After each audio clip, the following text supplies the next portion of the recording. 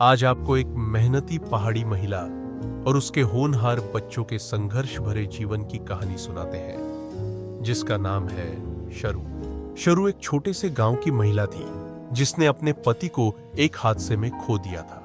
पति के निधन के बाद शरू के कंधों पर 4 बच्चों की जिम्मेदारी आ गई थी, 2 बेटियां और 2 छोटे बेटे। आर्थिक हालत बहुत खराब थी, जो शायद सबसे बड़ी संपत्ति बन गई उसकी मेहनत और उम्मीद। उसके पास कुछ गाय और भैंसें थीं। शरू को खुद पर गर्व था कि कम से कम वह अपने बच्चों को अच्छे से पाल सकती थी। लेकिन शरू के पास एक चीज थी जिनसे वह दूध बेचकर अपना गुजारा करती थी। हर दिन सुबह उठते ही वह अपने पशुओं की देखभाल करती और बच्चे भी मां के कामकाज में हाथ बंटाते और उन्हें अच्छी शिक्षा दिलाने की पूरी कोशिश करती थी। शरू का सपना था कि उसके बच्चे समाज में कुछ बड़ा करें। वह बच्चों को पढ़ाने के लिए कभी भी कोई कसर नहीं छोड़ती, मगर लोग उनकी गरीबी का फायदा उठाकर उनसे अपने निजी काम करवाते। शरू और बच्चे चुपचाप उनका काम करते, क्योंकि वह जानती थी कि गरीबी से निकलने के लिए उसे हर हालत में काम करना होगा। समय बीतता गया। समय आने पर एक दिन शरू ने अपनी दोनों बेटियों का विवाह कर दिया।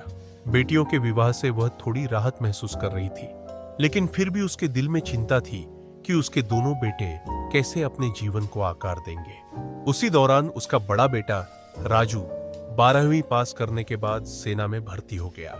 यह शरू के लिए गर्व का पल था, क्योंकि उसने अपनी मेहनत से बेटे को ऐसा उद्देश्यपूर्ण जीवन देने का सपना पूरा किया था। इसके बाद छोटा बेटा पुन्नी, जो अभी पढ़ाई कर रहा था, वो भी बड़े भाई से प्रेरित होकर सेना में भर्ती हो गया। शरू का दिल गर्व और खुशी से भर गया। धीरे धीरे शरू की मेहनत का फल मीठा होने लगा। उसके दोनों बेटे एक सशक्त जीवन की ओर बढ़ रहे थे और परिवार के सारे सदस्य खुशहाल जीवन जीने लगे। शरू को अब यह एहसास हुआ कि उसकी सारी मेहनत, त्याग और संघर्ष व्यर्थ नहीं गए थे। अब वह अपने बच्चों की शादी करवा चुकी थी और उनके सुखी जीवन के बारे में सोचते हुए अब अपने पोतियों के साथ समय व्यतीत कर रही है। यह कहानी यह सिखाती है कि मेहनत और संघर्ष के रास्ते हमेशा कठिन होते हैं, लेकिन उनके फल हमेशा मीठे होते हैं।